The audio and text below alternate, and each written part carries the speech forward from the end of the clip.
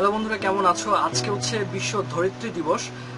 এই দিবসকে কেন্দ্র করে সময় টিভি একটি আলোচনা আয়োজন করেছিল। সেই আলোচনায় ছিলেন আমাদের ভূগোল ও পরিবেশ বিভাগের শ্রদ্ধেয় এবং সবার প্রিয় শিক্ষক জনাবা তৌহিদ রশিদ ম্যাডাম। তো চলো তার কিছু কথা শুনে আসি। আমি কিছুটা রেকর্ড করেছি, আশা করি তোমাদের ভালো লাগবে।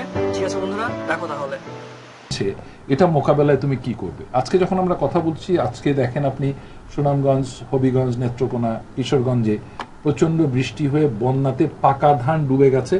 বহু জায়গাতে এখন হয়তো ধানের ছড়া বের হয়নি, অর্থাৎ ধান ক্ষেত ডুবে গেছে, এবং এটা চলছে। কিন্তু কালকেও টিভিতে দেখেছি চলছে। তো আমাদের জন্য যেটা প্রয়োজন বাংলাদেশের জন্য, সেটা হচ্ছে উন্নতি করাটা, উন্নতি এবং মানুষের কর্মসংস্থান করা।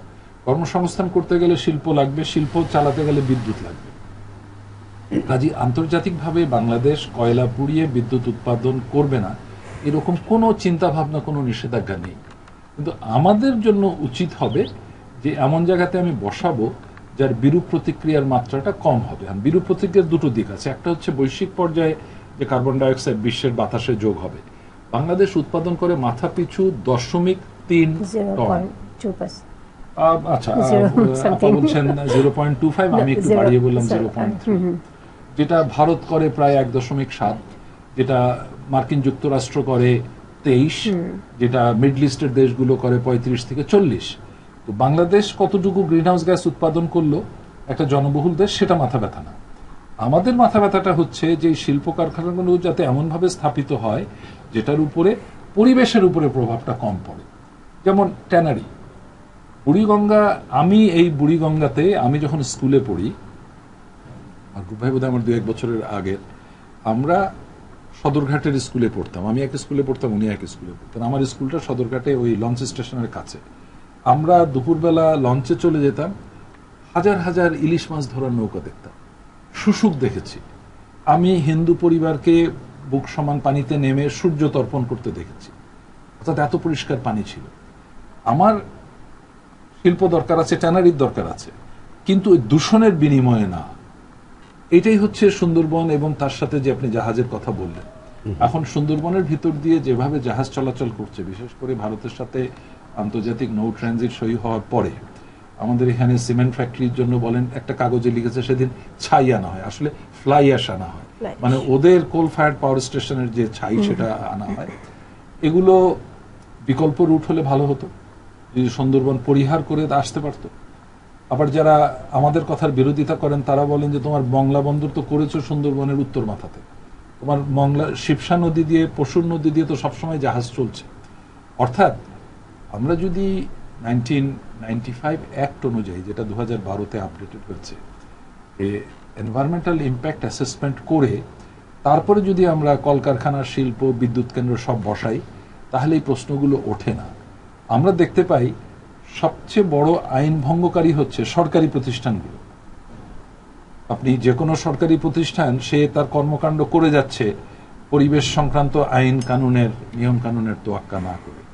কাজেই আর একটা কথা বলে থামি, সেটা হচ্ছে ক্লাইমেট চেঞ্জ সমস্ত বিশ্বের উন্নতিকে, বিশেষ করে দরিদ্র দেশের দারিদ্র্য বিমোচনের প্রক্রিয়াকে মারাত্মকভাবে ব্যাহত করবে। যে কারণে এখন যে 17টা সাস্টেনেবল ডেভেলপমেন্ট গোল গত বছর পৃথিবী স্বীকার করেছে, তার মধ্যে 13 নম্বর গোলটা হচ্ছে ক্লাইমেট চেঞ্জ মোকাবেলা।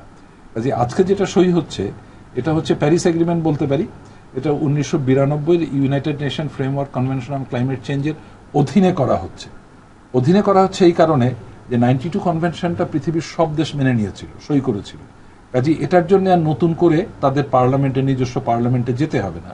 কিন্তু এটার মাধ্যমে নতুন যে প্রক্রিয়াটা শুরু হবে আজকে থেকে, এবং বৈশ্বিক যে সাস্টেনেবল ডেভেলপমেন্ট গোল, অর্থাৎ প্রতিটা মানুষের যে অধিকার আছে ভালোভাবে বেঁচে থাকার, সেইটার একটা অংশ হিসাবে কিন্তু এটা গৃহীত হচ্ছে। ধন্যবাদ। ডক্টর তৌহিদা রশিদ, আপনি কি কোনো কিছু অ্যাড করতে চান কিনা? একটু অ্যাড করি, সেটা হচ্ছে যে সুন্দরবনের প্রয়োজনীয়তা, এটা তো বড় কে কিন্তু ন্যাচারাল একটা ব্যারিয়ার হিসেবে কাজ করছে, তাই না? যে আপনি স্টর্ম সার্জ বলেন, সাইক্লোন বলেন, হ্যাঁ, এগুলোকে কিন্তু ন্যাচারালি সুন্দরবন কিন্তু প্রিভেন্ট করছে, যে এটা আমাদেরকে ল্যান্ডে এই সাইক্লোনের মানে এনার্জিটা কিন্তু ল্যান্ড মানে পর্যন্ত আসতে দিচ্ছে না। সুন্দরবন এটাকে এটা হচ্ছে 1 নাম্বার আমাদের সুন্দরবনের প্রয়োজনীয়তা। সেকেন্ড হচ্ছে গাছের প্রয়োজনীয়তা। যদি আপনি মনে করেন, আমি কিছুদিন আগে কার্বন সিকুয়েস্ট্রেশন নিয়ে কাজ করেছি সুন্দরবনে। তো সুন্দরবনে আমি অনেকগুলো স্পিসিস নিয়ে কাজ করেছি, 7-8টা স্পিসিস, এবং সুন্দরী গাছের কার্বন সিকুয়েস্ট্রেশন ক্যাপাসিটি কিন্তু অনেক বেশি, প্রায় 50%। সো এটা অনেক গাছের তুলনায় বেশি। ইভেন ওখানে যে গোলপাতা আছে সেটাও অনেক বেশি কার্বন স্টোর করে। তো এখন ক্লাইমেট চেঞ্জ মোকাবেলার জন্য ন্যাচারালি কারা করছে? গাছ কার্বনটাকে স্টোর করে নিচ্ছে। তাহলে আমার একটা একটা করে পাতা রক্ষা করা কত গুরুত্বপূর্ণ ক্লাইমেট চেঞ্জ মোকাবেলায়, এটা দেশের গুরুত্ব। তার মানে সুন্দরবন আমাদের বিশাল একটা কার্বন রিজার্ভার। সো এটাকে ইগনোর করার কোনো সুযোগ নাই। এখন আমাদের যেটা হচ্ছে সেটা হচ্ছে যে আমরা লোকাল পিপলরা তাদের লাইভলিহুডের জন্য সুন্দরবনের উপর ডিপেন্ডেন্ট। আমাদেরকে কি করতে হচ্ছে? এখান থেকে ওদেরকে সরিয়ে আনতে হচ্ছে, বিকল্প লাইভলিহুডের ব্যবস্থা করতে হচ্ছে। যেমন এখন গভর্নমেন্ট একটা প্রজেক্ট মানে বেশ কয়েক বছর থেকে চালু আছে, ম্যাংগ্রোভ ফর দ্য ফিউচার, যেটা IUCN এর সাথে মিনিস্ট্রি অফ এনভায়রনমেন্ট ফরেস্টের কাজ করছে। আমিও ওখানে একজন মানে মেম্বার। তো এই প্রজেক্টটা কিন্তু আমরা দেখছি যে কিভাবে সুন্দরবনকে এই লোকাল পিপলদের তাদের বিভিন্ন অন্য সংস্থান এবং কর্মসংস্থানের থেকে বের করে আনা যায় এবং সুন্দরবনটাকে প্রোটেক্ট রাখা যায়। আরেকটা বিষয় হচ্ছে সুন্দরবন কিন্তু আপনার মাড সেডিমেন্ট ট্র্যাপ করে, সেডিমেন্ট ট্র্যাপার। তো এই সুন্দরবনের রুটগুলোর কাজ হচ্ছে যত সেডিমেন্ট আপনার এই যে পদ্মা দিয়ে দিয়ে আসছে, ডিস্ট্রিবিউটরিগুলো যে চ্যানেলগুলো আছে যত সে করে নিয়ে রুটগুলো তো সেগুলো ট্র্যাপ করছে। তার মানে সাউথ ওয়েস্ট পার্টটা কিন্তু আমাদের ইনক্রিজ করছে, এই জন্য ডেপোজিশন হচ্ছে, অ্যাক্রেশন হচ্ছে ল্যান্ড। সো অনেক এবং ইকোনমিক ভ্যালু তো আছে, এটার কোনো শেষ নাই। আমি গাছের একটা ছোট্ট একটা রিসার্চে দেখা গেছে যে একটা গাছ 115 বছরের পুরনো একটা বিচ ট্রিতে 2 লক্ষ পাতা আছে। সেই গাছ থেকে যেই পরিমাণ আপনার এয়ার জেনারেট হয় সেটা দিয়ে 2 থেকে 3 জন মানুষ শ্বাস প্রশ্বাস নিতে পারে। তার মানে এটার কোনো বিকল্প নাই। ধন্যবাদ। এবং প্রতিটি একসময় আসবে যে আমার মনে হয় যে আমরা যেভাবে গাছ নষ্ট করছি এবং আমরা যেভাবে ডিফরেস্টেশনকে ওয়েলকাম করছি আমাদের নিজেদের প্রয়োজনে, নিজেদের অক্সিজেন প্রডিউস করার জন্য নিজেদের গাছ নিজেদেরকে ক্যারি করতে হবে। হ্যাঁ, এরকম সময়ও আসতে পারে। সো আমাদের অবশ্যই সুন্দরবনের দিকে স্পেশাল অ্যাটেনশন দিতে হবে, যে প্রত্যেকটা গাছের গুরুত্ব বুঝতে হবে এবং সেটাকে যথাযথভাবে প্রতিরক্ষা করতে হবে। একটা জিনিস শুধু যোগ করব, সেটা হলো আমাদের মনে রাখতে হবে যে এই যে আমরা যে গাছ নিধন করা, এটা কিন্তু একটা ফর দ্য হিউম্যান রেস একটা সুইসাইডাল অ্যাক্ট।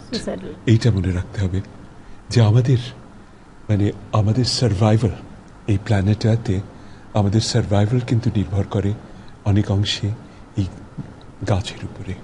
সেই কথাটা আমার মনে হয় সবাইকে এই ব্যাপারে সবাইকে জানাতে হবে, মানুষকে এই ব্যাপারে সচেতন করতে হবে।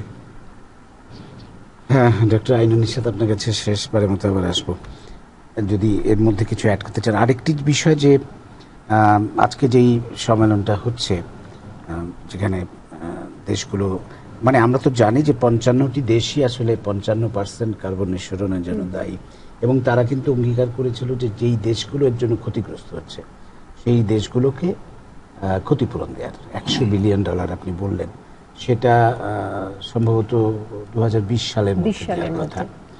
সেই অর্থের কিন্তু তেমন কোনো ছাড় এখনো পর্যন্ত তারা করেননি, তারা অঙ্গীকার পূরণে ব্যর্থ হচ্ছেন। এই বিষয়টা নিয়ে যদি একটু বলেন। দেখেন, একটা জিনিস আমি প্রথমেই ক্লিয়ার করতে চাই, আন্তর্জাতিক আলোচনার মধ্যে ক্ষতিপূরণ শব্দটা নেই। এই ক্ষতিপূরণটা for the first time Paris এগ্রিমেন্টে প্রকারান্তরে এসছে, এবং এটার ব্যাপারে একটা সিদ্ধান্ত 2016 সনের নভেম্বর এবং ডিসেম্বর মাসে মরক্কোর মারাক্কেশে যে পরবর্তী 22তম সম্মেলন হবে সেখানে আলোচনা হওয়ার কথা। ক্ষতিপূরণ কে কাকে দেবে একটা ইস্যু আছে।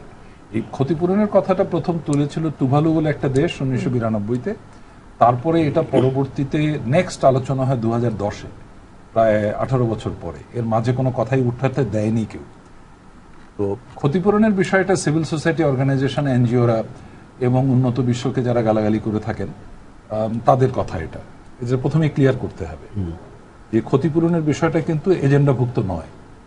ক্ষতিপূরণের বিষয়টা হচ্ছে কারণ না, কিন্তু যে $100 বিলিয়ন দেওয়ার কথা, 100 বিলিয়ন দেওয়ার অর্ধেকটা যাবে গ্রিন হাউস গ্যাস কমানোর বিভিন্ন উদ্যোগকে সহায়তা করার।